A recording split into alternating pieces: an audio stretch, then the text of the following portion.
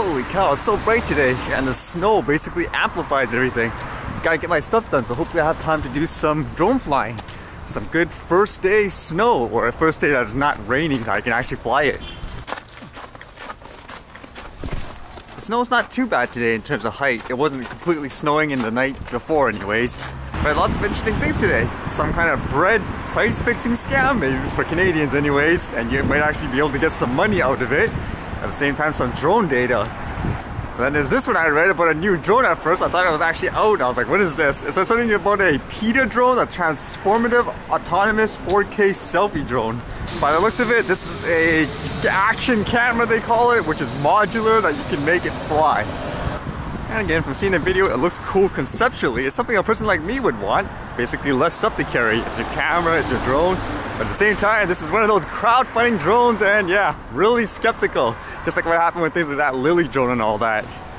Is there actually anyone who would have confidence crowdfunding something like this? I know the other one, I believe that Vantage robotic one was crowdfunded before too, and it eventually arrived, but it makes me wonder now that people have it, is it considered outdated?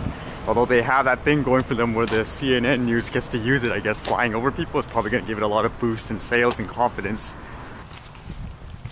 Alright, get this done quickly. Only got like a couple of hours left to the light's dead too. Okay, that's all done. That's so much paper. Why can't people just go all digital for this stuff?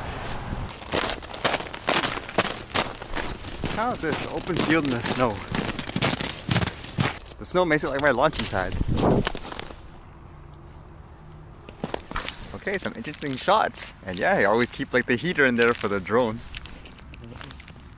Should be using it for myself, but it's actually not that cold I find anyways right now.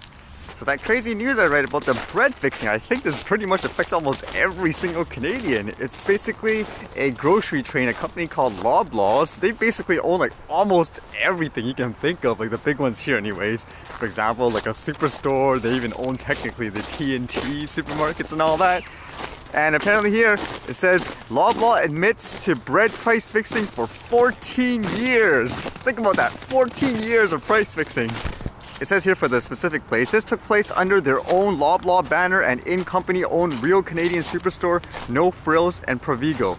The inquiry was held by the Competition Bureau, and it also includes Sobeys, parent company Canada's Safeway, and Walmart, who both cooperated with investigators, but it was Loblaw who admitted to a price-fixing scheme. So if I'm understanding this correctly, there could be more people involved, but they're the only company that actually admitted it. And it says Loblaw has agreed to reimburse consumers who were affected with a $25 gift card starting in the new year, with registration beginning on January 8th. Loblaw expects between 3 to 6 million people to register and could cost the company a one-time write-down of $150 million. As well, it also says here, because Loblaw came forward voluntarily, no formal criminal charges will be laid. Is that how it works for these white-collar crimes? If they admit it, then no jail time? They have to do everything on their own accord? I don't know, I'm not really familiar with the laws, but that's crazy like that. Yeah, so if you're Canadian, you can go to the Loblaw site. It's loblawcard.ca, and the registration isn't open right now, but you can put in your email to essentially get notification of it, of when they start. I believe it says here it'll start from about January the 8th, and they'll give you a $25 gift card, apparently. Whether or not that means by doing this, I don't know, if they have a class action or something like that, then you're not qualified for that, I don't know, but you might as well use this, I guess. Keep updated on it. Free $25 for people. Makes me wonder if that's enough though to punish a company for that long. Holy cow. To me, honestly, I'm not too surprised that companies do this. They probably do this in every other industry you can think of. We're just ignorant about it until someone does an investigation. I mean, even in terms of markups, I'm only knowledgeable about things like computers, like for example, Ethernet cords that maybe cost the company, I don't know, 20 cents, and they sell it for like $20. That's not exactly like scamming or the same issue here, but still, we often do overpay for a lot of stuff. We're just not knowledgeable about how much it actually costs and the dealings are behind the scene. I mean, I basically say companies should make a profit on what they do. I mean, that's how you stay afloat, but stuff like this, yeah, that's nuts. What do all the Canadians think about this? Are you outraged over it, or is it one of those, yeah, scummy businesses, everyone's like that type of thing? Are you going to be taking advantage of this $25 gift card too, or will you be waiting for something potentially to happen that's bigger, whatever that may be, if any? And the last thing I saw was kind of interesting. It had to do with drone data and how people see them in general. in terms of, I guess, perception. Are they comfortable around it? It was in the US. It was done by something called the Pew Research Center. I don't know if it's actually credible. I'm not in the US. Maybe you guys know. But again, it's the data that I'm kind of interested in. Or I'll put the slides or the things that I saw here. It says 8% of Americans say they own a drone, while more than half have seen one in operation. And the first one, it says here, older adults are less accepting of drone use in a variety of venues. And they broke it down percentage-wise in terms of what that is. And it says here, people around ages 18 to 29 near people's home, 37% say, I guess it's okay. But for 65 and plus, 73% of them say no. So clear gap there in terms of, I guess, whether or not you have a more old school, like mindset or not. And that sentiment continued on whether it was on beaches, public parks, or events. I'm actually surprised, what does it say here? 28% of people think it's okay for like a concert, like a big one anyways. I think it depends on what kind of drone you use, honestly. This one here says, slight majority of Americans think drones should not be allowed to fly near private homes. This is here too, it's 25% that should not be allowed, but I guess it's because the majority says, or not the majority, but a lot of it says it depends. So if you combine that, then technically it means you're unsure overall. This was actually an interesting statistics here, or in terms of the survey. It says, how would adults feel if they saw a drone flying close to where they lived? And the majority of the people seem like they're okay. It said here 58% would be curious, 45% would be interested. And it says basically only about 1 in 10 Americans would be angry or scared if they saw a drone near a home. In general, just from me being in the parks, that kind of fits in so far. I've actually never met a crazy person yet, but most of them are actually curious and they're interested. And with the theme, the last one wasn't too surprising. It said older adults are less accepting of drone use in a variety of venues. So overall, is it just like a generation thing, or can it be like easily fixed? I think it just more people need to see it, honestly. Would it be interesting if I actually was able to fly a drone somewhere between like these types of areas? I don't know where I could actually do that, because you guys are saying you kind of like it when if I was flying drones like where I clipped yesterday, like doing things like this. Okay, you wanted to test to see if you can actually see a parked car temperature for a while versus when I just parked? Here's something for fun, I guess. I feel like I'm trying to give someone a parking ticket.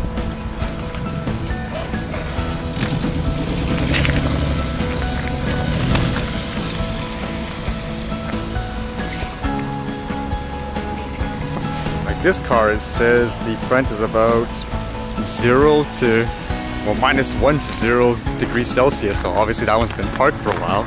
Now let's see if I can find someone that's actually parking.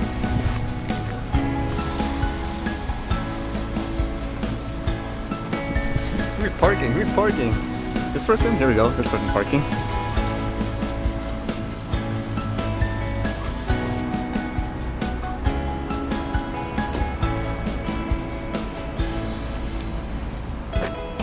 That one's still bouncing at about -1 degrees and stuff too, so maybe you have to be closer to it. I'm not sure if everything's being thrown off because the temperature is actually colder out here. It's not like a regular day.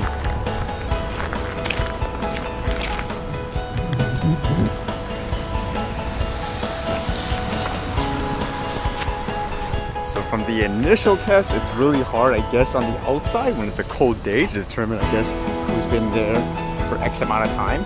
I mean, just as a test, I'm assuming the cars driving on the road here has been out for a while. Let's see if we can determine like the temperature of those that have been sitting outside for a while. Whereas these ones, I don't know how long they've been driving. They could have just drove for like a block or something, who knows.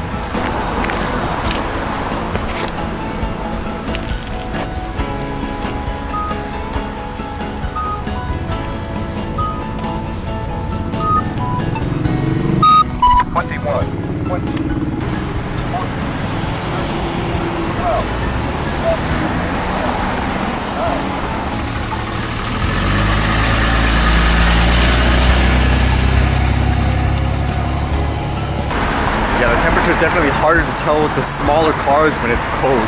The only thing that I could really tell is when the bigger car came by, the truck, that one instantly jumped to like 10 degrees and stuff like that in the front.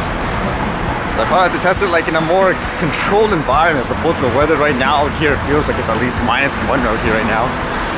Right, here's a drone video I took today too.